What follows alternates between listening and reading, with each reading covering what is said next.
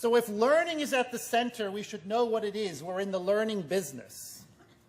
And what I would say to you if we had more time is write out your definition of learning, learning for yourself. And because we're in the wired world, and as Judith said, you know, we're wired in at the moment, I would have to tell you to not Google the definition.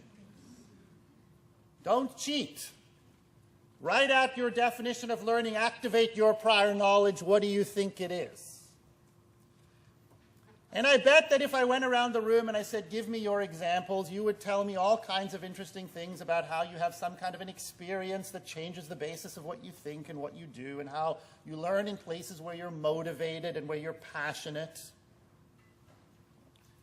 But I'm also willing to bet, because I've got a bit of evidence for this, that you would be missing most likely a particular component of the definition that is one that comes to us by way of the discipline that I work in, because I'm a cognitive psychologist.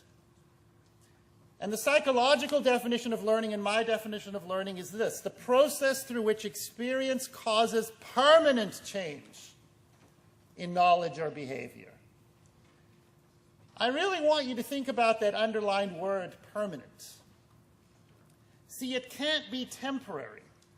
And even if you don't want to think about this for yourself, think about it for the kids that you work with. Is it learning if they learn it just long enough to be able to do well on the test, but then it's gone? To give you what you want to see in the written assignment, but then it's gone. Think about it from that standpoint.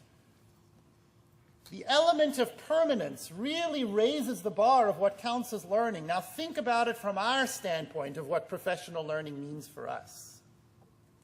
How many examples do we engage in where we really say afterwards, was there permanence? I think about permanence as the residue, the leftovers.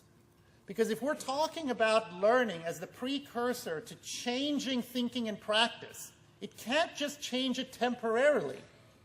It has to change it forever. We've seen so many examples of where we really thought we were there, only to come back and watch it over time slowly atrophy, because we didn't have the ingredient of permanence. What does it take to make something permanent? Think about it.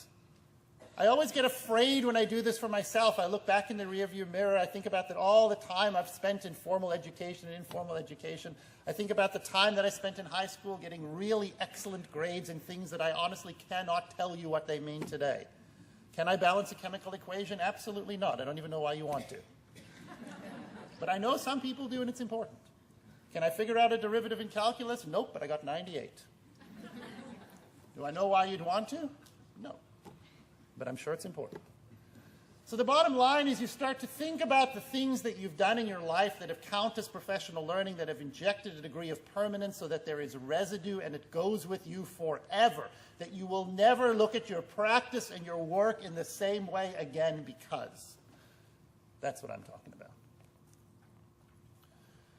So before we can unpack what it takes to create the conditions for that kind of learning, the permanent kind of learning,